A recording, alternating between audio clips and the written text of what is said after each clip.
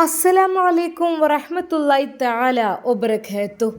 ഷാമിലിന്റെ മനസ്സിൽ ഒരേ ഒരു ചിന്ത മാത്രമാണ്, അത് ബുഷി. അവളുടെ സ്ഥിതിഗതികൾ എന്തായിരിക്കും? സിനാൻ അവളെ ചതിക്കുമോ ഇല്ലയോ? റബ്ബേ, എനിക്കറിയുന്നില്ല. അതെ, അവൻ ആ വലിയ കൊട്ടാരത്തിലെ സോഫയിൽ അനന്തമായി ഓരോന്ന് ആലോചിച്ചു കൊണ്ടിരിക്കുകയാണ്. പെട്ടെന്നാണ് ഉമ്മുൽ ഖൈർ, മോനെ, ഉമ്മ, മോനെ വാ, മോൻക്ക് വേണ്ടി സ്പെഷ്യലായിട്ട് ഫുഡ് എന്തൊക്കെയോ ഉണ്ടാക്കിയിട്ടുണ്ട്, വാ നമുക്കൊന്ന്.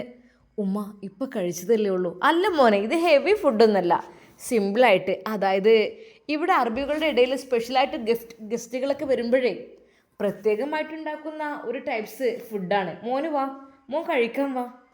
എന്നാൽ ഉമ്മ പറയുന്നതനുസരിച്ച് അവൻ അതാ ഉമ്മുൽ ഖൈറിൻ്റെ പിന്നാലെ പോയി. അതെ, നേരത്തെ ഇരുന്ന ഡൈനിങ് ടേബിൾ അല്ലായിരുന്നു ഇപ്പോഴുള്ളത്. തികച്ചും പ്രകൃതി രമണീയമായ ഒരു സ്ഥലത്ത്, ചുറ്റുഭാഗത്തും ഗ്ലാസ്, ആ ഗ്ലാസ്സിന് പുറത്തായിട്ട് നല്ല ഗാർഡൻ സെറ്റാക്കിയിട്ടുണ്ട്. അത് മാത്രമല്ല, ശരിക്കും ഒരു പൂന്തോട്ടത്തിലിരുന്ന് കഴിക്കുന്നൊരു ഫീലാണ്. അവിടേക്ക് എത്തിയപ്പോൾ അവൻ തന്നെ അത്ഭുതപ്പെട്ടു. മാഷാ അല്ലാ. എന്നാൽ അതാ സഫ വരുന്നു ആ ഒരു സ്പെഷ്യൽ ഫുഡുമായിട്ട്. മോളെ, ഇങ്ങ് വെച്ചേക്കൂ. എന്നാൽ അവൾ ഒരിക്കലും അവളുടെ ഹിജാബ് പൊക്കിയിരുന്നില്ല. അത് അവരുടെ നിയമം അങ്ങനെയാണ്. ഒരിക്കൽ പോലും ഒരു അന്യപുരുഷനെ അവർ നേരിട്ട് ഡയറക്റ്റായിട്ട് കാണുകയില്ല. അതുകൊണ്ട് തന്നെ അങ്ങനെ അതാ സഫ വരുന്നത് കണ്ടപ്പോൾ ഉമ്മുൽ ഖൈറിൻ്റെ മനസ്സിൽ പല പല ചിന്തകൾ വന്നു. അതായത് മറ്റൊന്നുമല്ല സഫ മോളെ, അതായത് എനിക്കെന്തൊക്കെയോ തോന്നുകയാണ്. റബ്ബേ, ഇവർ രണ്ടുപേരും എനിക്കെൻ്റെ മക്കളായി വന്നിരുന്നെങ്കിൽ എന്നൊക്കെ തോന്നുകയാണ്. എന്താ ചെയ്യുക, എൻ്റെ ഓരോ ആഗ്രഹങ്ങൾ.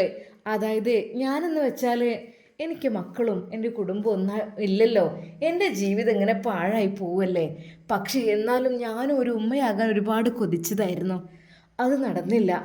അല്ലെങ്കിലും പിന്നെ അങ്ങനെയാണെങ്കിൽ എനിക്കൊരു കുഞ്ഞുണ്ടായിരുന്നെങ്കിൽ ഞാൻ തീർച്ചയായും എൻ്റെ മോളെ കുഞ്ഞിനെ കൊണ്ട് കെട്ടിക്കുമായിരുന്നു. ശരിക്കും ഷാമിലിനെ കാണുമ്പോൾ അവരുടെ മകനാണെന്ന് തന്നെ അവർ എപ്പോഴും കരുതുമായിരുന്നു. എന്നാൽ സഫയെ കൂടി കണ്ടപ്പോൾ അവളെ കൂടെ കൂട്ടാൻ എൻ്റെ ഷാമിൽ തയ്യാറായെങ്കിൽ എന്ന് വിചാരിച്ചു. കാര്യം മറ്റൊന്നുമല്ല, ബുഷിയുടെ വിവാഹം കഴിഞ്ഞു പോയി. അതുകൊണ്ട് തന്നെ ഇനി ഒരിക്കലും അതിനെക്കുറിച്ച് ആലോചിക്കുന്നത് ശരിയല്ലല്ലോ എന്ന് കരുതിയിട്ടാണ് പാവം ഉമ്മുൽ ഖൈറിൻ്റെ മനസ്സിൽ അങ്ങനെ ഒരു ആലോചന തുടങ്ങിയത്. അങ്ങനെ അതാ സഫ സ്പെഷ്യൽ ഫുഡുമായി അതാ അവളുടെ അരികിലേക്ക് വന്നു. അവർ ആ ഫുഡ് കഴിക്കുവാൻ വേണ്ടി ആവശ്യപ്പെട്ടു. എന്നാൽ സഫ പറഞ്ഞു, കഴിച്ചോളൂ കേട്ടോ എന്ന് പറഞ്ഞ് അവൾ മറുഭാഗത്തേക്ക് പോവുകയും ചെയ്തു. മോനെ, കണ്ടില്ലേ സഫ പറഞ്ഞത്? മോൻ കഴിച്ചു നോക്ക്. ബിസ്മില്ലാഹിർ റഹ്മാൻ റഹീം. വളരെയധികം ടേസ്റ്റുള്ള ഒരു ഫുഡായിരുന്നു അത്. ജീവിതത്തിൽ ആദ്യമായിട്ടാണ് കഴിക്കുന്നത്. അത് ഇവിടുത്തെ സെർവൻസൊക്കെ കൂടി ടൈം എടുത്ത് ഉണ്ടാക്കിയതാണ് എന്ന് പറഞ്ഞു. അത് അറബികളുടെ ഇടയിലേക്ക് വേണ്ടപ്പെട്ട ആളുകൾ മാത്രം വരുമ്പോൾ ഉണ്ടാക്കുന്നതാണ്. അത്രക്കും ടേസ്റ്റാണ് ആ ഒരു ഫുഡിന്. ശരിക്കും അവൻ ആ ടേസ്റ്റ് ആസ്വദിച്ചു. മോനെന്താ എന്തോ ഒരു മൂഡ് ഓഫ് ഉണ്ടല്ലോ? ഉമ്മ, അതൊന്നുമില്ല മോനെ.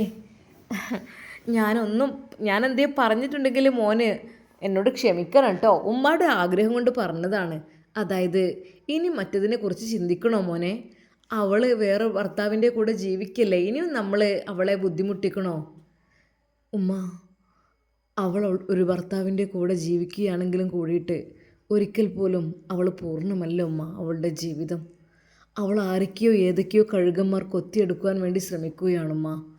എന്നാൽ അത് കേട്ടപ്പോൾ ഒരു നിമിഷം അതാ ഉമ്മുൽ ഖൈറിൻ്റെ ഹൃദയം വേദനിച്ചു. മോനെ, എന്താലേ ഓരോ പെൺകുട്ടികളുടെ അവസ്ഥ അങ്ങനെയൊക്കെ ആയിത്തീരും മോനെ. എൻ്റെ അവസ്ഥയും അതുപോലെയൊക്കെ തന്നെയല്ലേ ഉമ്മ. ഇത് അതിനേക്കാൾ ഉപരി അല്ലാഹു സുബ്ഹാനഹു വ തആല അവൾക്ക് ഖൈറും ബർക്കത്തും പ്രദാനം ചെയ്യട്ടെ. എന്നാൽ ഉമ്മുൽ ഖൈറിന് സഫയെക്കുറിച്ച് എന്തൊക്കെയോ തുറന്ന് പറഞ്ഞു കൊടുക്കണം ഷാമിൽ എന്ന് തോന്നുകയാണ്. എന്നാലും ഷാമിൽ അത്രക്കും വിശാലമായ കൊട്ടാരം, പൂന്തോട്ടം എല്ലാം ഉണ്ടായിട്ടും അവൻ്റെ മനസ്സിൻ്റെ ഉള്ളിൽ വല്ലാതെ നീറുകയായിരുന്നു. എന്നാൽ ഈ സമയം അതാ ഷാമിലിൻ്റെ വീട്ടിൽ ആജിയെ ഉപ്പ വിളിക്കുന്നു. എന്തേക്ക? എൻ്റെ കുട്ടിക്കൊന്ന് വിളിച്ചാട്ടിക്കാണേ. ആ പറഞ്ഞല്ലോ, അവൻ സിമ്മൊക്കെ റെഡിയാക്കിയിട്ട് വിളിച്ചോളൂ എന്നൊക്കെ പറഞ്ഞിരുന്നല്ലോ, ഒന്ന് വിളിച്ചെന്നാളെ. അങ്ങനെ അതാ ഉമ്മുൽ ഖൈറിൻ്റെ ഒരു നമ്പർ എവിടേക്കെന്നൊക്കെ തപ്പിപ്പിടിച്ച് എടുത്ത് വിളിക്കുന്നു. ഓ, റിങ് ചെയ്യുന്നുണ്ട്, കൂക്കുന്ന പോലെ റിങ്. ഹലോ, ആ ഷാമിലുണ്ടോ അവിടെ? ആ, അസ്സലാമു അലൈക്കും. വലൈക്കും അസ്സലാം. ഞാൻ ഉമ്മുൽ ഖൈർ ഉമ്മയാണ്. ഷാമിൽ ഉണ്ട്. എന്തൊക്കെയുണ്ട്? അൽഹംദുലില്ലാ, റാഹത്ത് തന്നെ. എന്നാൽ ഷാമിലിൻ്റെ അരികിൽ ഫോൺ കൊടുത്തു. ഇതേക്ക. ഹലോ മോനെ. ഉപ്പ, അസ്സലാമു അലൈക്കും. മോനെ, ഉപ്പാൻ്റെ കുട്ടി എന്തേ മുണ്ടാതെ പോയത്? ഉപ്പ, ഒന്നും ഉണ്ടായിട്ടില്ല. എനിക്ക് പെട്ടെന്ന് പോരേണ്ട സിറ്റുവേഷൻ വന്നു. ഉപ്പ ചീത്ത പറഞ്ഞിട്ടാണോ ഉപ്പാൻ്റെ കുട്ടി പോയത്? ഉപ്പ, ഞാൻ ഉപ്പ ചീത്ത പറഞ്ഞല്ലോ, ഒരിക്കലും എനിക്ക് പോരേണ്ട ആവശ്യമില്ല. പക്ഷെ ഉപ്പ, എനിക്ക് സഹിക്കാൻ കഴിയാത്ത സംഭവങ്ങൾ, അതായത് എനിക്ക് ഉൾക്കൊള്ളാൻ കഴിയാത്ത പല സംഭവങ്ങളും നാട്ടിൽ നടക്കുന്നു. എനിക്ക് അവിടേക്ക് പ്രവേശനം പോലുമില്ല അത് എതിർക്കാൻ. പിന്നെ ഉപ്പ, ഞാൻ എന്ത് ചെയ്യും? മോനെ, ഞാൻ കരുതി എൻ്റെ കുട്ടിനെ, ഉപ്പാൻ്റെ കുട്ടികൾ നേർവഴിക്ക് നടന്നിട്ടുള്ളൂ. എനിക്ക് നന്നായിട്ടറിയാം. നല്ല രീതിയിൽ, തെറ്റായ രീതിയിൽ ഉപ്പാൻ്റെ കുട്ടി ഒരിക്കലും നടന്നിട്ടില്ല. അപ്പോൾ ഉപ്പാക്ക് മോനെ നിലക്ക് നിർത്തിക്കൊണ്ടെന്ന് പറഞ്ഞുകൊണ്ട് ആ അജ്മലിൻ്റെ ഫോൺ വന്നപ്പോൾ എൻ്റെ നെഞ്ച് പൊട്ടിപ്പോയി മോനെ. ആ ഒരു ദേഷ്യത്തിൽ ഞാൻ എന്തൊക്കെയോ പറഞ്ഞു. ഉപ്പാൻ്റെ കുട്ടി പൊറുക്കണം. എന്താ ഉപ്പ, പിന്നെ എന്താ, നിങ്ങൾ ചീത്ത പറയണല്ലോ. അങ്ങനെ തന്നെ എല്ലാം വേണ്ടത്. അതുകൊണ്ടല്ലേ എനിക്ക് ഒന്നുകൂടി ഉഷാറ് കൂടി ഞാൻ ഇത്ര പെട്ടെന്ന് ഇങ്ങോട്ട് പോകുന്നത്. അതെ, ബാപ്പന്മാരായാലും ഉമ്മമാരായാലും മക്കളെ ചീത്ത പറയും. അത് സ്വാഭാവികം തന്നെയാണ്. അതിനെന്താ ഉപ്പ, എനിക്ക് സന്തോഷമേ ഉള്ളൂ. എൻ്റെ ഉപ്പ ഒന്നും വിചാരിക്കണ്ട, വിഷമിക്കണ്ട. മോനെ, ഉപ്പാൻ്റെ കുട്ടി പോയപ്പോൾ പിന്നെ എനിക്ക് എൻ്റെ മനസ്സ് വല്ലാതെ. ഏയ് ഉപ്പ, എൻ്റെ ഉപ്പ ഒന്നും കൊണ്ടും വിഷമിക്കരുത്. കാരണം അല്ലെങ്കിലും ഗൾഫിലേക്ക് പോരണം, എനിക്ക് കുറച്ച് ക്യാഷ് ഉണ്ടാക്കണം എന്നതിലുപരി പിന്നെ വീട്ടിലത്തെ കാര്യങ്ങൾ കുറച്ചും കൂടെ ഒന്ന് സെറ്റാക്കണ്ടേ. പിന്നെ ഉപ്പ, എനിക്കിപ്പോൾ വല്ലാത്ത വിഷമമില്ല. കാരണം മാജിയുമ്മ അവർ നമ്മുടെ ജീവിതത്തിലേക്ക് വന്നതിൻ്റെ ശേഷം എൻ്റെ ഉപ്പ ഹാപ്പിയല്ലേ മോനെ? അൽഹംദുലില്ലാ, ഹാപ്പി തന്നെയാണ്. അൽഹംദുലില്ലാ, പഠിച്ച റബ്ബ് എന്ന് നിലനിർത്തി തരട്ടെ. പാവാണടാ, പാവ ഒരു സ്ത്രീയാണ്. നമ്മൾ ഏറ്റെടുത്ത് നന്നായി. എൻ്റെ കുട്ടികളെ എനിക്ക് സമ്മാനമായി നൽകിയതല്ലേ അവളെ. പാവാണ്. കാരണം എല്ലാ കാര്യങ്ങളും നോക്കും. ഒരു ഇതുമില്ല, ഒരു പരാതിയോ പരിഭവങ്ങളോ ഇല്ല. അവളുള്ള ആ ഒരു സൗകര്യത്തിൽ സന്തോഷിച്ച് ജീവിക്കുകയാണ്. എപ്പോഴും പടച്ച റബ്ബിനെ സ്തുതിക്കുകയാണ്. റബ്ബേ, ഞാൻ ഇത്രയും ഒരു വലിയ വീട്ടിൽ എനിക്ക് ഇവിടുത്തെ ഒരു ഭാര്യയായി കഴിയാൻ ഭാഗ്യം കിട്ടുകയെന്ന് വെച്ചാൽ, അല്ലെങ്കിൽ ഒരു ഉമ്മയായി കഴിയാൻ ഭാഗ്യം കിട്ടുകയെന്ന് വെച്ചാൽ എത്ര വലിയ ഭാഗ്യമാണ്. സത്യമായിട്ടും എനിക്ക് അള്ളാഹു നൽകിയ അനുഗ്രഹണിക്ക ഇത്. ഞാൻ ഒരിക്കലും നന്ദികേട് കാണിക്കാൻ പാടില്ല. മോനെ എപ്പോഴും അത് പറഞ്ഞ് കരയും. ഉപ്പ, എൻ്റെ ഉപ്പാക്ക് എന്നോട് വെറുപ്പുണ്ടോ? ഞാനിപ്പോൾ എനിക്ക് പറയാൻ പറ്റാത്ത സിറ്റുവേഷൻ ആയതുകൊണ്ട് അതായിരുന്നു ഞാൻ ഉമ്മാനോട് പറഞ്ഞു പോകുന്നത്. മോനെ, ഉമ്മയോട് പറഞ്ഞല്ലോ, അത് മതി. അതെ, ഒരു ഉമ്മയുടെ സ്ഥാനത്ത് അവളെല്ലാം എന്നെ പറഞ്ഞ് മനസ്സിലാക്കി. ഒരിക്കലും നിങ്ങൾ വിഷമിക്കല്ലേ, ഷാമിൽ നല്ല രീതിയിൽ അവിടെ എത്തും എന്നൊക്കെ പറഞ്ഞ് എന്നെ പറഞ്ഞ് മനസ്സിലാക്കി മോനെ. അതുകൊണ്ട് തന്നെ മനസ്സിന് അല്പം ആശ്വാസം തോന്നി. പിന്നെ എനിക്ക് തോന്നി എൻ്റെ കുട്ടി പോവുകയാണെങ്കിൽ ഉമ്മുൽ ഖൈറിൻ്റെ അടുത്തേക്കല്ലേ പോവുക എന്ന് ഞാൻ വിചാരിച്ചു. അങ്ങനെ അവർ സംസാരിച്ചു. മോനെ, ഉപ്പ, ഞാൻ ഒരു കാര്യം പറയട്ടെ. എന്താ മോനെ? ഉപ്പാൻ്റെ കുട്ടിൻ്റെ അടുത്ത് ഒരു തെറ്റുമില്ല ഉപ്പ. ഞാൻ ഒരിക്കൽ പോലും വേണ്ടാത്തത് ചെയ്തിട്ടില്ല. പക്ഷെ ചിലത് ഞാൻ അറിഞ്ഞപ്പോൾ എൻ്റെ നെഞ്ച് പൊട്ടിപ്പോയി, അവിടെ ഓടിയെത്തി. ഉപ്പ, അതാണ് ഞാൻ ചെയ്ത തെറ്റ്. പക്ഷേ മോനെ, ഇനി അതിനെക്കുറിച്ച് ചിന്തിക്കണ്ട. ഓല് കല്യാണം കഴിഞ്ഞ് വേറെ ഫാമിലി ആയതല്ലേ. നമ്മൾ എന്തൊക്കെ തന്നെയാലും എൻ്റെ കുട്ടിഞ്ഞപ്പോൾ അതിൻ്റെ പിന്നാലെ പോവണ്ട. കണ്ടില്ല, ഇപ്പോൾ ലാസ്റ്റ് നീ പുറത്തായി, ഓലൊക്കെ ഒന്നായി. അതാണ് പറഞ്ഞത്. ഒരിക്കൽ പോലും അർഹതയില്ലാത്തതിലേക്ക് എൻ്റെ കുട്ടി ഒളിഞ്ഞു നോക്കരുത്. ഇപ്പം എൻ്റെ കുട്ടിക്ക് എത്ര പെൺകുട്ടികളുണ്ടാവും, നല്ലത് അവളെ തന്നെ വേണമെന്നത് എത്ര. ഉപ്പ, അങ്ങനെയല്ല ഞാൻ പറഞ്ഞത്. അവളുടെ ഒരു അവസ്ഥ എന്നോട് പറഞ്ഞപ്പോൾ എനിക്ക് ആകെപ്പാട് ടെൻഷനായി. ഉപ്പ, സാരില്ല, ഒന്നിപ്പോൾ അവരറിയണില്ലല്ലോ. എൻ്റെ കുട്ടി ഇപ്പോൾ കുറ്റക്കാരനായി ചെയ്തു, ബാക്കിയുള്ളവർ അവിടെ നല്ല ആൾക്കാരായി ചെയ്യുന്നു. സാരില്ല. എന്നാൽ ഉപ്പക്ക് സമാധാനമായി മകൻ്റെ ശബ്ദം കേട്ടപ്പോൾ. ഉപ്പ, ഞാനിപ്പോൾ എൻ്റെ അർബിച്ചിയുടെ കൂടെ അവരുടെ ഫാമിലി ഹൗസിൽ വന്നതാണ്. ആ, ആയിക്കോട്ടെ മോനെ, അതിനൊന്നും കുഴപ്പമില്ല. എൻ്റെ കുട്ടി അവിടെ റാഹത്തായി ജീവിച്ചോ. അതല്ലാതെ ഇവിടെ വന്നാലിപ്പോൾ എൻ്റെ കുട്ടിക്ക് പ്രശ്നം തന്നെയായിരിക്കും. എന്നാലും അജ്മൽ അങ്ങനെ പറഞ്ഞിട്ടാണ് എനിക്ക് എൻ്റെ മനസ്സ് വല്ലാതെ വേദനിച്ചത്. അജ്മൽ എന്ന് വെച്ചാൽ എന്തോരം നല്ലൊരു സ്നേഹമുള്ളൊരു മനുഷ്യനായിരുന്നു. അദ്ദേഹം പെട്ടെന്ന് അങ്ങനെ പറഞ്ഞപ്പോൾ എൻ്റെ നെഞ്ച് പൊട്ടിപ്പോയി മോനെ. ഉപ്പ, അത് സാരില്ല. ഏതൊരു പിതാവും അത് ഉപ്പ ആയതുകൊണ്ട് വേറുള്ളവരാണ് എന്നെ തല്ലിക്കൊന്നേനെ മോനെ. ഏതായാലും എൻ്റെ കുട്ടി റാഹത്തോടു കൂടി ജീവിക്കട്ടോ. എന്നാൽ ഈ സമയം അതാ ഉമ്മുൽ ഖൈർ എല്ലാം നോക്കി നിൽക്കുന്നു. ആ പിതാവിൻ്റെയും മകൻ്റെയും സംസാരം. മോനെ വെച്ചോ? ആ ഉമ്മ വെച്ചു. മോനെ എന്തൊക്കെ തന്നെയാലും എന്താ ഉപ്പ പറയുന്നത്? ഉപ്പയോട് ഞാൻ പറഞ്ഞിട്ടില്ലായിരുന്നു, ഞാൻ ഉമ്മയോടാണ് പറഞ്ഞു പോകുന്നത്. എന്നാൽ ഇപ്പോൾ കുഴപ്പമൊന്നുമില്ലല്ലോ? ഇല്ലുമ്മ, ഓക്കെയാണ്, റാഹത്താണ്. എന്നാൽ ഈ സമയം ഹോസ്പിറ്റലിൽ നിന്ന് അതാ ബുഷിയെ ഡിസ്ചാർജ് ചെയ്തു. പക്ഷേ അവൾ പോരുവാൻ കൂട്ടാക്കുന്നില്ല. സിനാൻ അവളോട് ദേഷ്യപ്പെട്ടു. എന്നാൽ അതിനിടയിൽ അൻഷിഫ് കാര്യങ്ങളെല്ലാം അറിയുന്നുണ്ടായിരുന്നു. അതെ, അവന് അനസ്തേഷ്യയ്ക്ക് വേണ്ടി കൊടുത്തു വെച്ച ആ ഒരു മെഡിസിൻസ് തന്ത്രപൂർവം ആ മെഡിസിൻസ് ഒഴിച്ച് അതിൽ വേറൊരു വാട്ടർ നിറച്ചത് അത് അവൻ അറിഞ്ഞില്ല.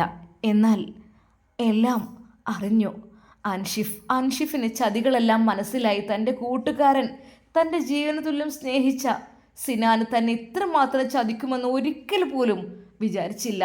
ദേഷ്യവും സങ്കടവും ഒരുമിച്ച് വരുന്നു. പക്ഷേ എനിക്ക് നടക്കാൻ വയ്യ.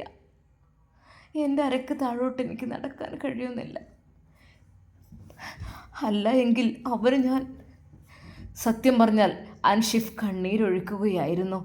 എന്നാൽ ഈ സമയം ബുഷിയെ പുറത്താക്കുവാനുള്ള അല്ലെങ്കിൽ വീട്ടിലേക്ക് പറഞ്ഞയക്കുവാനുള്ള തന്ത്രപ്പാടിലായിരുന്നു ഡോക്ടർ സിനാൻ. ബുഷി പറഞ്ഞത് കേൾക്ക്, നീ ഇപ്പോൾ ഒരു ആക്സിഡൻറ്റ് കഴിഞ്ഞതാണ്, അപ്പോൾ ഇനിയും ഇൻഫെക്ഷൻ ഉണ്ടാവാൻ ചാൻസ് ഉണ്ട്.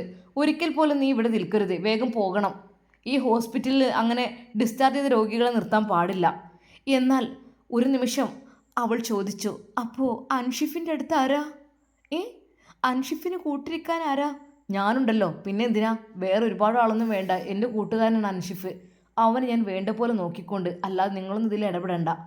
ശരിക്കും അവൻ്റെ വാക്കുകൾ കേട്ടപ്പോൾ അവൾക്ക് തോന്നി, റബ്ബേ, ഇതൊരിക്കലും നല്ല സംസാരമല്ല. എന്നാൽ ഉമ്മ പറഞ്ഞു, മോളെ കേട്ടിയില്ലേ, നോക്കിക്കോളി, എന്തിനാ അപ്പോൾ ഇനിയിപ്പോൾ അല്ലെങ്കിൽ എന്നെ കൊണ്ട് ഞാൻ ഓനെ കെട്ടിക്കണമൊന്നുമില്ല, ഓനിപ്പോൾ നിർത്തണമെന്നില്ല, അതാണ്ട് പോയിക്കോട്ടെ, അല്ലാതെ ശരിയാവില്ല, എന്താന്നില്ലേ.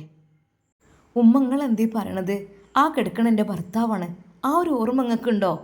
അല്ല, നിങ്ങൾ ഉപ്പാനെ വിട്ടിട്ട് അങ്ങനെ പോരുമോ? ഒന്ന് ആലോചിച്ച് നോക്കിക്കേ.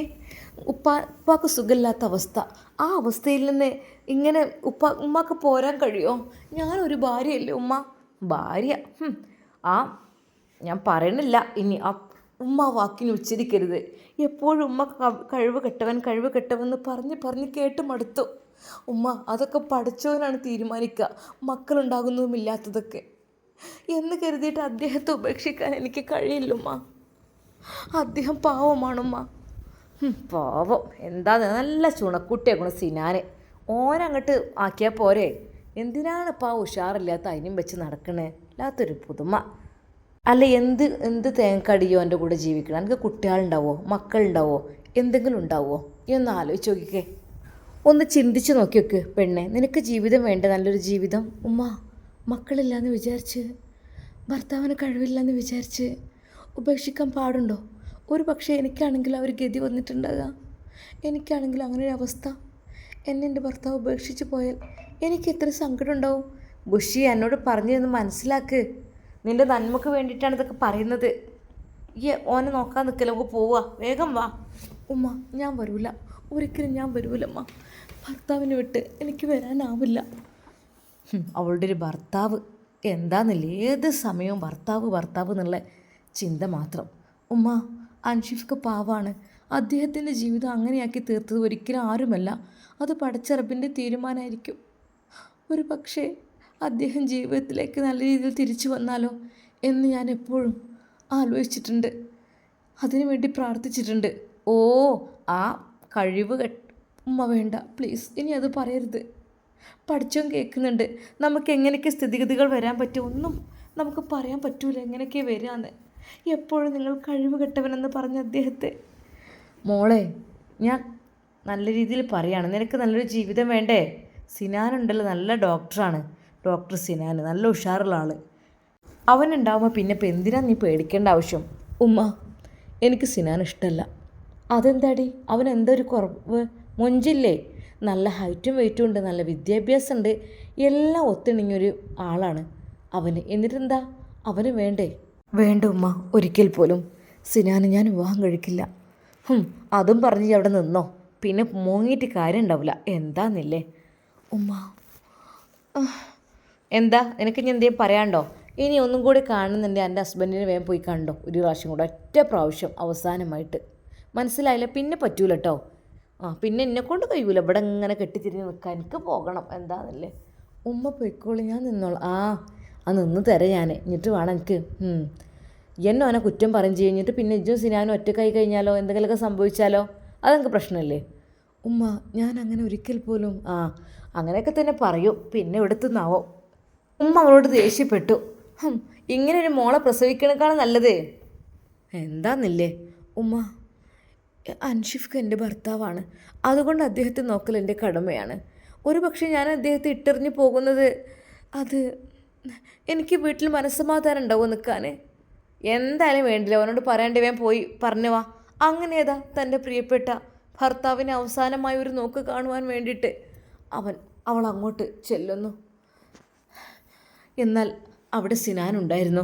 സിനാൻ്റെ ഒരു ക്രൂരമായ മുഖഭാവം കണ്ടപ്പോൾ തന്നെ അവൾക്ക് ഭയം തോന്നി. എന്തിനാണ് വെറുതെ ആവശ്യമില്ലാത്ത നിൽക്കുന്നത്? അവൻ അത് മാത്രം പറഞ്ഞു. എന്നാൽ അതാ അവൾ അവൻ്റെ അരികിലെത്തി. എന്നാൽ അവൻ ഇന്നും ഇഞ്ചക്ട് ചെയ്തിരുന്നത് മറ്റൊന്നുമല്ലായിരുന്നു, ബുഷി മാറ്റിവെച്ച ആ ഒരു മെഡിസിൻ ആയിരുന്നു. അതൊരിക്കലും ഒരു എഫക്റ്റുമില്ല, അതായത് വെറും വെള്ളം കയറ്റുന്ന പോലെയാണ്, അല്ലാതെ വേറൊന്നുമല്ല. അങ്ങനെ അതാ ഒരുപാട് സങ്കടത്തോടെ തൻ്റെ പ്രിയപ്പെട്ട ഭർത്താവിൻ്റെ മുമ്പിലേക്ക് അവൾ വരുന്നു.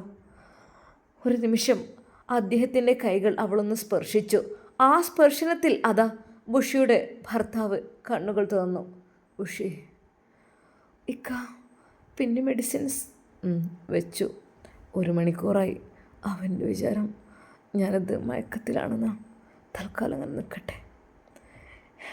ഇക്ക, ഞാൻ ഡിസ്ചാർജിന് പറഞ്ഞിട്ടുണ്ട്, എന്നെ ഡിസ്ചാർജ് ചെയ്ത് കൊണ്ടുപോവുകയാണ്. ഇക്ക, എനിക്ക് തീരെ താല്പര്യമില്ല, ഞാൻ ഇവിടെ നിന്നോളാം ഇക്കയെ നോക്കി.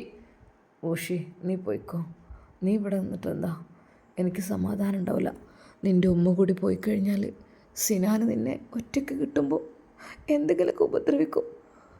അതാലോചിച്ചപ്പോൾ അവളുടെ മനസ്സിൽ അല്പം ഭയം തോന്നി. അതെ, എനിക്ക് എണീക്കാൻ കഴിയില്ലല്ലോ, എനിക്ക് എഴുന്നേറ്റിരിക്കാൻ കഴിയില്ല ഒരാളുടെ സഹായമില്ലാതെ, അതുകൊണ്ടാണ്. ബുഷി, മോള് പോയിക്കോട്ടോ, മോള് പോയിക്കോ, ഇക്ക എങ്ങനെയെങ്കിലും ജീവിച്ചോളാം. പിന്നെ ബുഷി എന്നോട് ക്ഷമിക്കണം കേട്ടോ.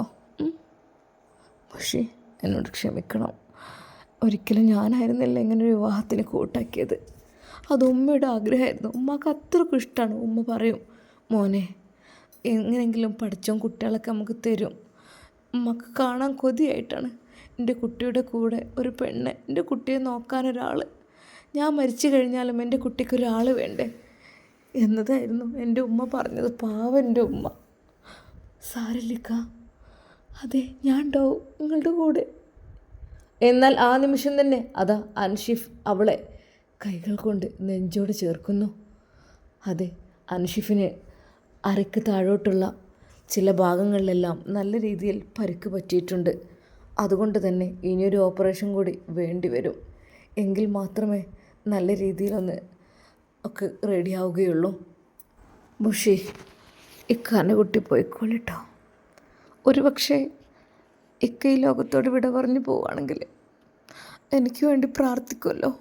പിന്നെ ഇടയ്ക്കൊന്ന് ഉമ്മാൻ്റെ അടുത്ത് പോകാൻ കേട്ടോ. ഉമ്മ പാവാണടി. ഉമ്മക്ക് അത്രയ്ക്കും ഇഷ്ടമായിരുന്നു എന്നെ. ഉമ്മാൻ്റെ പണിയാണിതൊക്കെ.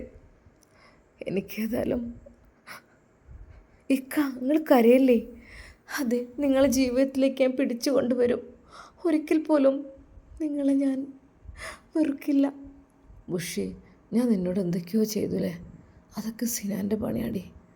സിനാന് എന്നിൽ നിന്ന് എന്നെ വെറുപ്പിക്കാൻ വേണ്ടിയിട്ട് അവൻ തന്നതായിരുന്നു ആ ചൂരൽ. എനിക്ക് എന്തെങ്കിലും തർക്കുത്തരം പറയണമെങ്കിൽ നല്ലോണം പൂഷിക്കൊണ്ടേ എന്ന് പറഞ്ഞിട്ട്. പക്ഷെ ബുദ്ധിമോശം കൊണ്ട് ഞാൻ എൻ്റെ പെണ്ണിനെ അടിച്ചൊരുപാട്. പക്ഷെ ഒരുപാട് ഞാൻ കരഞ്ഞിരുന്നു. സത്യമായിട്ടും എനിക്ക് നിന്നോടുള്ള ദേഷ്യം കൊണ്ടതല്ല, സിനാൻ ഓരോന്ന് പറഞ്ഞ് എന്നെ വിഷമിപ്പിച്ചിരുന്നു. അതെ, സിനാന് ഷാമിൽ വന്നെന്നും ഷാമിലുമായിട്ട് ചാറ്റിംഗ് ഉണ്ടെന്നും അവർ ഭയങ്കര കമ്പനിയാണ് എന്നൊക്കെ പറഞ്ഞപ്പോൾ ഞാൻ എന്താ മോളെ ചെയ്യാം. ഞാൻ ഒരു മനുഷ്യനല്ലേ, ഞാനൊരാണല്ലേ. എനിക്കും ഉണ്ടാവില്ലേ വിഷമങ്ങളും പ്രയാസങ്ങളൊക്കെ. അതുകൊണ്ട് മാത്രമാണ് ഞാൻ പറഞ്ഞത്. അല്ലാതെ ഒരിക്കൽ പോലും ഞാൻ നിന്നോടുള്ള ദേഷ്യത്തിനല്ല. അതുകൊണ്ടാണ് എൻ്റെ പെണ്ണിനെ ഞാൻ അടിച്ചത്. ഇക്ക, അതൊക്കെ സോറി, അതൊക്കെ മറന്നേക്ക്. ഞാനൊക്കെ അത് എപ്പോഴും മറന്ന്. സാരല്ല, അതേ കൂട്ടുകാരൻ്റെ വാക്ക് കേട്ട് എന്നെ അങ്ങനെ ചെയ്തതായിരുന്നല്ലേ. സാരല്ല, എന്നാലും നിങ്ങൾക്ക് പഠിച്ചോ നല്ല ബുദ്ധി തന്നല്ലോ. മനസ്സിലായല്ലോ കാര്യങ്ങൾ, അത് മതി എനിക്ക്. ഇനി ഞാൻ മരിച്ചാലും വേണ്ടിയില്ല ബുഷി. ഒരു പക്ഷെ ഞാൻ പോയി കഴിഞ്ഞാൽ എൻ്റെ കുട്ടി ശ്രദ്ധിക്കണം കേട്ടോ സിനാൻ്റെ കാര്യത്തിൽ. ഇക്ക, നിങ്ങൾ പോവില്ല, നിങ്ങളെ ഞാൻ മരണത്തിന് വിട്ടു കൊടുക്കൂല ഇക്ക, ഒരിക്കൽ പോലും. അവൾ അതാ അൻഷിഫിൻ്റെ നെഞ്ചിൽ കിടന്ന് പൊട്ടിക്കരഞ്ഞു. അൻഷിഫ് അവളെ നെഞ്ചോട് ചേർത്തു. അവളുടെ ആ കണ്ണീരിൻ്റെ നനവുകൾ അവൻ്റെ നെഞ്ചിൽ പടർന്നു. അതെ, അൻഷിഫിന് എന്തൊക്കെയോ തോന്നുകയാണ്. ബുഷി വിങ്ങിപ്പൊട്ടുകയാണ് നെഞ്ചിൽ കിടന്ന്. എന്നാൽ ആ ആക്സിഡൻറ്റിൽ അതെ അഗാധമായ സ്റ്റെയറിങ് അത് അവൻ്റെ നാഭിയുടെ ഭാഗത്തേക്ക് കടുത്തൊരഘാതം ഏൽപ്പിച്ചിരിക്കുന്നു. അതിലെന്തൊക്കെയോ സംഭവിച്ചിരിക്കുന്നു. എന്നാൽ ബുഷി അവൻ്റെ നെഞ്ചിലേക്കങ്ങ് വീണ സമയത്ത് അൻഷിഫിൻ്റെ ശരീരത്തിൻ്റെ ഏതൊക്കെയോ ഭാഗങ്ങൾ ഉത്തേജിച്ചു വന്നിരിക്കുന്നു. ഒരു നിമിഷം അവനാകെ ഒരു തരിപ്പ് അനുഭവപ്പെടുന്നു. എന്തെന്നില്ലാത്തൊരവസ്ഥ. അറിയാതെ താനൊരു പൗരുഷത്തിലേക്ക് കടക്കുന്ന പോലെ അവൻക്ക് തോന്നുന്നു. ഒരു പക്ഷെ ആ ഒരു ആക്സിഡൻ്റ് കൊണ്ട് അവൻ്റെ ജീവിതമെങ്ങാനും മാറി മറിയുമോ അറിയുന്നില്ല. എന്നാൽ അതാ അവൻ തൻ്റെ പ്രിയപ്പെട്ട പെണ്ണിനെ ഒന്നുകൂടി അമർത്തി നെഞ്ചോട് ചേർക്കുന്നു. അവൻ്റെ ശരീരമാസകലം വിറക്കുന്നു. പെട്ടെന്നാണ് സിനാൻ അങ്ങോട്ട് കടന്നു വന്നത്. എന്താടോ ഇത്? എന്ത് അസംബന്ധമാണ് ഈ കാണിക്കുന്നത്? ഒരാൾ പേഷ്യൻ്റ് ഇവിടെ ഇങ്ങനെ സുഖമില്ലാതെ കിടക്കുക, മറ്റാൾ പോയിട്ട് എന്തൊരു, എനിക്ക് ദേഷ്യപ്പെടും. അതെ, നിങ്ങൾ രണ്ടുപേരും ഇനി ഒരിക്കലും കാണാൻ പാടില്ല, മനസ്സിലായല്ലോ? ആ, എന്താണിത്? നിങ്ങൾക്ക് എന്തിൻ്റെ കേടാ? പേഷ്യൻ്റ് ആണ്, അവൻ്റെ ശരീരത്തിലേക്ക് അവളാണ് വീണിക്കണ്. എന്തെങ്കിലും പറ്റിപ്പോയി ഹോസ്പിറ്റലാണ് എന്നെ ഉത്തരവാദിയാകുക. എന്താ ഇത്? എന്നാൽ ഒരു നിമിഷം അതാ അവൾ എഴുന്നേറ്റു. സിനാൻ, ഇതെൻ്റെ ഭർത്താവാണ്. ഞാൻ കെട്ടിപ്പിടിക്കും, ഞാൻ ചുംബിക്കും, അദ്ദേഹത്തോടൊപ്പം ഞാൻ ചേർന്ന് നിൽക്കും. അതിന് നിങ്ങൾക്കെന്താ? അവളുടെ ആ ഒരു ചോദ്യം ശരിക്കും സിനാനെ ഞെട്ടിച്ചു. എന്നാൽ ഒരു നിമിഷം അതാ അൻഷിഫ് പറയുന്നു, ബുഷി വേണ്ടടാ, എനിക്ക് നിന്നെ വേണം ബുഷി. അതെ, ശരിക്കും അൻഷിഫിന് എന്തൊക്കെയോ മാറ്റങ്ങൾ സംഭവിച്ചിരിക്കുന്നു. എന്തൊക്കെയോ അത്ഭുതങ്ങൾ അവിടെ സംഭവിച്ചിരിക്കുകയാണ്. അവൻ ബുഷിയുടെ കൈ മുറുകെ പിടിച്ചു അവൻ്റെ അരികിലേക്ക് ചേർത്ത് നിർത്തുന്നു. ബുഷി. എന്നാൽ ആ നിമിഷം തന്നെ അപ്പോൾ ഇവൻ ഇത്രയും മെഡിസിൻസ് കഴിച്ചിട്ട് ഇത്ര പെട്ടെന്ന് തന്നെ ഡോസ് കഴിഞ്ഞോ എന്നുള്ള ചിന്തയിലായിരുന്നു മറ്റവൻ. അതെ, ഒരു ഡോസ് കൂടി തരാം എന്നാലേ. അപ്പോൾ തന്നെ അതാ അവൻ ഇഞ്ചക്റ്റ് ചെയ്യുന്നു അതേ മെഡിസിൻ എടുത്തുകൊണ്ട്. ഒരിക്കൽ പോലും അവനത് നോക്കിയില്ല അത് ഏത് മെഡിസിൻസ് ആണെന്നുള്ളത്. എന്നാൽ അത് കൂടുതൽ ആക്റ്റീവ് ആകുന്ന ഒരു മെഡിസിൻസ് ആയിരുന്നു അതിൽ അവൾ നിറച്ചു വെച്ചത്. അങ്ങനെ അതാ ഒരു നിമിഷം ഇഞ്ചക്ഷൻ ചെയ്തുകൊണ്ട് സിനാൻ പുറത്തേക്ക് പോയി. ഇനി ഉറങ്ങിക്കോളും, ഇനി അവൾ പാവയോട് വർത്താനം പറയണ പോലെ പറയേണ്ടി വരും. അങ്ങനെ അതാ അവൻ പുറത്തേക്ക് ഇറങ്ങി. എന്നാൽ അതാ ഒരു നിമിഷം അവൻ കണ്ണുകളടച്ച് അഭിനയിച്ചു. എങ്കിലും അൻഷിഫിന് ആ നിമിഷം തന്നെ കണ്ണുകൾ തുറന്ന് തൻ്റെ പ്രിയപ്പെട്ട ബുഷിയെ നോക്കി. അതെ, ആ ഒരു നോട്ടം, അങ്ങനെ ഒരു നോട്ടം ഒരിക്കൽ പോലും എൻ്റെ ബുഷിയോട് അൻഷിഫ് നോക്കിയിട്ടില്ല. ഇല്ല, അത് അത്യധികം മനോഹരമായൊരു നോട്ടമായിരുന്നു. അത് വികാരപൂർണമായ ഒരു നോട്ടം. ബുഷി, ഒന്നിങ്ങ് വന്നേ. എന്തേക്ക? ബുഷി, എനിക്ക് നിന്നെ വേണടി, എനിക്ക് നിന്നിൽ അലിഞ്ഞു ചേരണം. അതെ, ആ ഹോസ്പിറ്റലിൽ വെച്ച് ശരിക്കും അൻഷിഫിൻ്റെ ആ ഒരു സ്വഭാവത്തിലെല്ലാം വല്ലാതെ മാറ്റം വന്നിരിക്കുന്നു. അവൻ എന്തൊക്കെയോ സംഭവിച്ചിരിക്കുന്നു തികച്ചും. എന്നാൽ സിനാനും ഉമ്മയും സംസാരിച്ചിരിക്കുകയാണ്. അവരുടെ വിചാരം എന്താണെന്നോ? അവരുടെ വിചാരം അവൾ അവനെ വെയിറ്റ് ചെയ്തിരിക്കുകയാണ്. പക്ഷെ ഞാൻ വീണ്ടും ഇഞ്ചക്ഷൻ കൊടുത്ത് അവിടെ കിടത്തിയിട്ടുണ്ട്, ഇനി അവൻ എണീക്കില്ല. ഇത്ര പെട്ടെന്നോ? നമുക്കിവിടെ കുറച്ച് സമയം എൻജോയ്മെൻ്റ് ചെയ്ത് സംസാരിച്ചിരിക്കാം. അതായിരിക്കും നല്ലത്. എന്നാൽ ഈ സമയം അതാ ബുഷിയുടെയും അൻഷിഫിൻ്റെയും ആ ഹോസ്പിറ്റൽ റൂമിൽ എന്താണ് സംഭവിക്കുന്നത്, എന്താണ് സംഭവിക്കാൻ പോകുന്നത്? ഒരു പക്ഷേ ആ ഒരു ആക്സിഡൻറ്റ് അതൊരു പക്ഷേ അവൻ്റെ ജീവിതം മാറ്റിമറിച്ചേക്കാമെങ്കിലോ? അങ്ങനെ എത്രയോ അത്ഭുതങ്ങൾ നടന്നിട്ടുണ്ട്. അതായത് തീരെ ഓർമ്മശക്തിയും ബുദ്ധിയുമില്ലാത്ത ഒരവസ്ഥ. അതെ, അഗാധമായ ഒരു വീഴ്ചയിൽ തലക്ക് ഓർമ്മശക്തി തിരിച്ചു കിട്ടി. അദ്ദേഹം വീണ്ടും ആക്റ്റീവായി. എന്നതുപോലെ തന്നെ ഇത് ഇങ്ങനെ വല്ലതും സംഭവിക്കുമോ എന്നുള്ളൊരു ചിന്താഗതി കൂടി ഉണ്ടായിരുന്നു. എന്നാൽ അതാ അൻഷിഫ് ഇപ്പോൾ പഴയ അൻഷിഫല്ല. അതെ, ഒരുപാട് മാറ്റങ്ങൾ വന്നിരിക്കുന്നു. തികച്ചും ബുഷിയുടെ കൈകൾ മുറുകെ പിടിക്കുമ്പോൾ അതെ, അവൻ്റെ കൈകൾ വിറക്കുന്നുണ്ടായിരുന്നു. ബുഷി, എന്തേക്ക? ബുഷി, നീ എന്നെ വിട്ട് പോവുകയാണോ? ഇല്ലിക്ക, ഞാനെങ്ങനെ പോവുക? ഒരു നിമിഷം അതാ അവനവിടെ ചാരി ഇരുത്തുന്നു. അവൾ ഒരു തലയണ വെച്ച് കൊടുത്തു. ബുഷി, എനിക്ക് നിന്നെ വേണം പൊന്നെ. ഇതുവരെയും തൻ്റെ ഭർത്താവ് അങ്ങനൊരു വാക്ക് ഉച്ചരിച്ചിട്ടില്ല. പക്ഷേ ഇന്ന് 2-3 പ്രാവശ്യമായി അത് പറയുന്നു. ശരിക്കും അതാ അവൻ്റെ ചുണ്ടുകളിലും മനോഹരമായൊരു പുഞ്ചിരി വിടരുന്നു. എൻ്റെ പ്രിയപ്പെട്ട കൂട്ടുകാരെ, അതെ, ഒരു പക്ഷേ അൻഷിഫ് ജീവിതത്തിലേക്ക് തിരിച്ചു വന്നാലോ? അതായത് എല്ലാ കഴിവുകളും ഉണ്ടായിട്ട്, അതായത് ഒരു പെണ്ണിനെ സന്തോഷിപ്പിക്കുവാനുള്ള എല്ലാ കഴിവുകളും ഒരു പക്ഷേ പടച്ച റബ്ബ് അവന് കൊടുത്തോ? കഴിവ് കെട്ടവൻ എന്ന് പലരും വിളിച്ചു പറഞ്ഞെങ്കിലും ഒരു പക്ഷേ എന്തായിരിക്കും അതിൻ്റെ പൊരുൾ? നമുക്ക് കാത്തിരുന്ന് കാണാം. എൻ്റെ പ്രിയപ്പെട്ട കൂട്ടുകാരെ, നിങ്ങൾ കമൻ്റായിട്ട് രേഖപ്പെടുത്തൂ. അതെ, അൻഷിഫിന് വല്ലാത്ത ആഗ്രഹമാണ് ഉമ്മാക്ക് ഒരു കുഞ്ഞിനെ സമ്മാനിക്കുക എന്നത്. പക്ഷേ അതൊന്നും നടന്നില്ല. എന്നാൽ ഇപ്പോൾ ഇതാ അവൻ്റെ ജീവിതത്തിൽ എന്തൊക്കെയോ മാറ്റങ്ങൾ വരുന്ന പോലെ തോന്നുകയാണ്. അൻഷിഫും ബുഷിയും പുതിയ ജീവിതത്തിലേക്ക് കടക്കണോ അതോ ഷാമിലുമായുള്ള ആ ഒരു വിവാഹം നടത്തണോ? അപ്പോൾ അൻഷിഫ് ഒറ്റപ്പെട്ടു പോവില്ലേ? അവനൊരു പക്ഷേ ജീവിക്കാനുള്ള കഴിവ് എല്ലാം പടച്ചറബ് കൊടുത്തെങ്കിലോ? എന്തായിരിക്കും എൻ്റെ പ്രിയപ്പെട്ട കൂട്ടുകാരുടെ അഭിപ്രായങ്ങൾ? കമൻ്റായിട്ട് രേഖപ്പെടുത്തുക. ഇൻഷാ അല്ലാ എൻ്റെ പ്രിയപ്പെട്ട കൂട്ടുകാരെ, ഇതിൻ്റെ ബാക്കി ഭാഗം നാളെ കാണാം. അതുവരേക്കും എല്ലാവർക്കും അസ്സലാമു അലൈക്കും വറഹ്മത്തുള്ളാഹി തആല വബറകാതുഹു.